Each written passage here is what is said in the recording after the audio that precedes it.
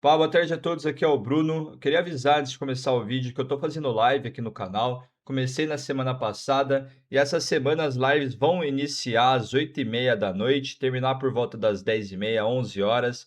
Para quem prefere um conteúdo mais prolongado, que dá para tratar de vários assuntos, né? Conversar mais diretamente com vocês e descobrir muita música nova, cola lá no canal, todo mundo está convidado. Então, bora pro vídeo.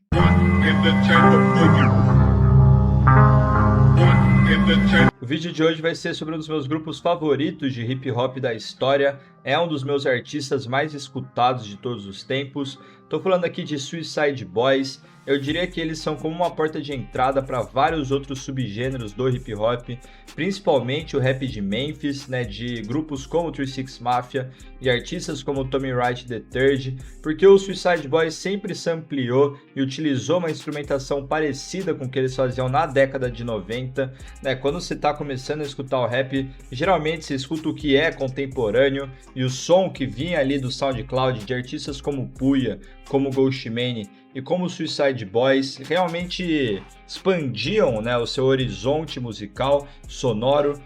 Eu diria que eles tinham um elemento de choque que quando você é um adolescente você escuta e você quer cada vez mais. E a produção do Suicide Boys, feita pelo Scream, né, na maioria ou em todas as músicas, ela segue, né, basicamente uma fórmula que sempre modifica algumas coisas, mas é uma atmosfera própria do Suicide Boys e isso que torna eles tão viciantes, né? Eu acho que as letras deles também eram um elemento de choque que quando você tem 14, 15 anos de idade, você geralmente não escuta ninguém falar sobre, né, relatar o abuso de substâncias, relatar os problemas psicológicos e mentais que eles sofriam num nível mais extremo. Né, o próprio nome Suicide Boys é um elemento que causou bastante alarde no cenário inteiro do hip hop, principalmente quando eles ganharam muito sucesso e popularidade a partir, né, dos anos de 2017 e 2018. Suicide Boys tem milhões de fãs ao redor do mundo, né, uma legião de seguidores que realmente quer acompanhar esses dois indivíduos no desenvolvimento pessoal deles, na superação de qualquer problema que eles tiveram. No Scream, por exemplo, ele sofreu de psicose no momento que eles lançaram o primeiro álbum deles, I Want to Die in New Orleans, em 2018. E a história, né, dos primos do Scream e do Ruby da Cherry, vindos lá de New Orleans, na Louisiana, saídos do nada em 2014, publicando centenas de músicas em um ano apenas, e depois conseguindo sucesso comercial e respeito no underground, é uma história de superação. Dá para se inspirar no Suicide Boys e por isso mesmo, né, que eles são amados ao redor do mundo. As letras extremamente viscerais que vão ao cerne da existência humana conseguem se relacionar com todo mundo que existe. Literalmente todas as pessoas do século XXI que ou cresceram ou já eram adultos nessa certa idade comentam nos vídeos do YouTube dele que eles escutaram, tiveram algum impacto, influenciaram em medidas positivas na vida. Eu acho que ao longo dos anos que correu a carreira dos Suicide Boys, a mensagem que eles começaram a passar ficou cada vez mais positiva. Eu não diria, né, que os Suicide Boys dos anos de 2015, 2016 tinham isso em mente. Eles eram apenas dois primos fazendo música, né, com um foco de fazer sucesso na indústria musical, e a mensagem que eles passavam era literalmente relato, tal como o Future fazia, tal como o Lil Wayne fez numa época de realmente dos vícios, das drogas. Então o Suicide Boys passou disso para um grupo muito mais rigoroso em termos de como eles se tratam, responsáveis na mensagem passada e de como eles também chegam para o mundo inteiro. Eu acho que a marca deles, a FTP, Fuck the Population, fez muito sucesso na época do Hypebeast. Eles próprios têm uma música que eles falam um pouco sobre isso.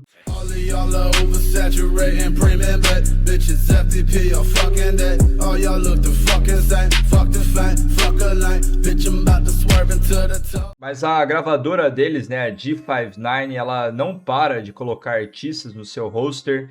né? Eles não param de desenvolver colegas e conterrâneos ali da região de New Orleans que fazem um som parecido, que também não são respeitados na sua própria cidade. Eles discutiram alongadamente sobre isso na entrevista que eles deram ao Theo Von. Theo Von, para quem não conhece, é um comediante também vindo lá da Louisiana, extremamente viral, engraçado, e foi bem interessante o fato deles concederem esse tipo de entrevista no formato longo, porque eles nunca tinham feito isso na história.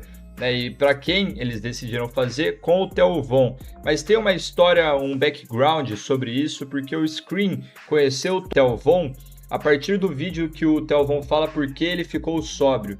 Então não foi exatamente por causa do humor ou por causa da comédia, foi mais de conseguir se relacionar com uma pessoa que já estava na indústria fazia muito tempo, tinha muito sucesso e havia passado por coisas semelhantes.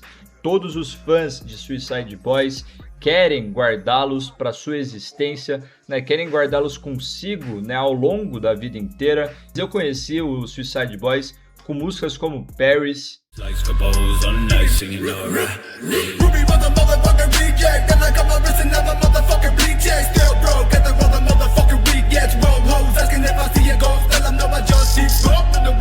músicas como Antártica, que foi tirada do streaming por muito tempo porque tem um sample do Deadmau 5.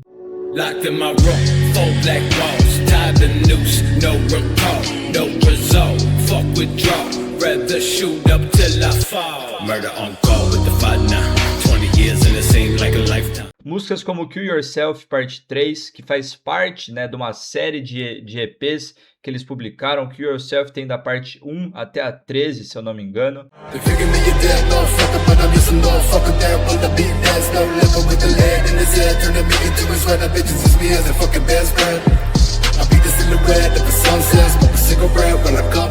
E também, pela instrumentação que parece um filme de terror, eles utilizam também de vários elementos do trap, utilizam 808s distorcidos que parece da época do drill, lá do Waka Flocka Flame, do Chief Keef, mas eles têm uma linha própria. O Ruby, ele tem um speed flow que é único dele, ele tem também uma letra um pouco mais consciente do que a do Scream, e isso faz parte das influências que cada um teve na infância e na adolescência. O Ruby, antes de fazer parte do Suicide Boys, era de um grupo de punk lá da Louisiana, e hoje em dia ele continua a fazer músicas fora do hip hop. O Scream, por outro lado, ele teve muita influência do 36 Mafia e de outros artistas lá de New Orleans, como a Cash Money Records, o Lil Wayne, Hot Boys, Juvenile, BG, e também do No Limit, o Master P, o C-Murder e o grupo deles, que eles próprios citam como uma grande influência na formação da gravadora. Esse espírito empreendedor do Master P de fazer o que ele tem que fazer, independente das circunstâncias, levou o Ruby e o Scream a expandirem realmente, aumentarem e não ligarem para qualquer limitação que fosse colocada neles. Eles seguem independente até os dias de hoje, nunca venderam a ideia, nem perderam qualquer tipo de integridade na cena. Suicide Boys é fenomenal. Eu quero tocar aqui um pouco das primeiras mixtapes deles.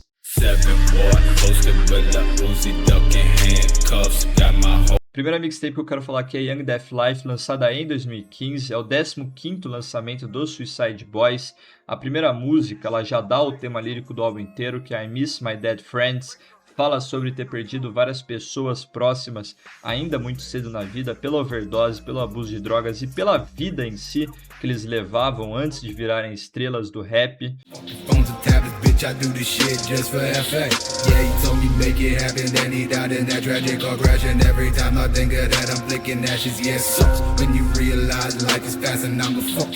Em outras músicas como LTE, dá para perceber um pouco da fórmula que eu havia falado anteriormente, uma batida que começa tranquila até que chega um drop, e os efeitos nas vozes tanto do Scream quanto do Ruby, junto com um grave bem distorcido, carregam a atmosfera para frente.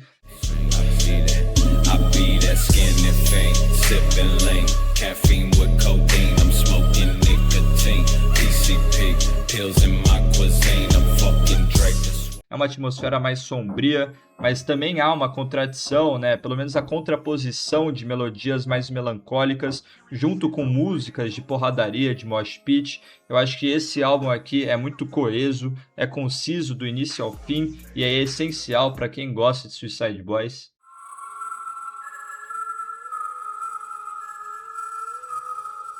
Próxima mixtape que eu quero falar para vocês é High Tide in the Snake's Nest. Foi lançada também em 2015 e aqui tem uma das primeiras músicas que realmente ficou popular do Suicide Boys, que é a colaboração deles com o rapper Puya, outra lenda ali do underground do SoundCloud, que é Southside Suicide. Vou tocar um pouco dela aqui. Southside suicide, kill yourself, ho. Say you get money, but your number don't show. You a liar. Baseball bat, fully wrapped in barbed wire. For anyone that's tryna get buyers, I've been thinking a lot. Mas além dela, tem outras duas músicas que chegaram também, né, ao mainstream ali do SoundCloud, que é Ugly. Fucking introduction, bitch, you already know. Suicide, death row, ride slow-mo in the photo with no hoes, kicking it toe-to-toe with the po-po, all of the smoke that I blow become a no-show. Que tem uma batida que parece de filme de terror, com esse piano ou órgão que fica montando uma melodia, e também tem um sample, né, da música Life's a Beach do Nas, do álbum Illmatic, lá de 1994, e Mount Sinai. Vou tocar um pouco de Mount Sinai. Watch me flex like I'm in the next, like the job was next in line for heaven, but then I get dressed and the devil come full of that fucking insecticide and shakes inside my dead body. Ironically, after I was identified by the big. Esse álbum também tem a colaboração do Suicide Boys com um rapper afiliado ao Raider Clan, que é o Kenyatta, na música Fake Ponchart Rain.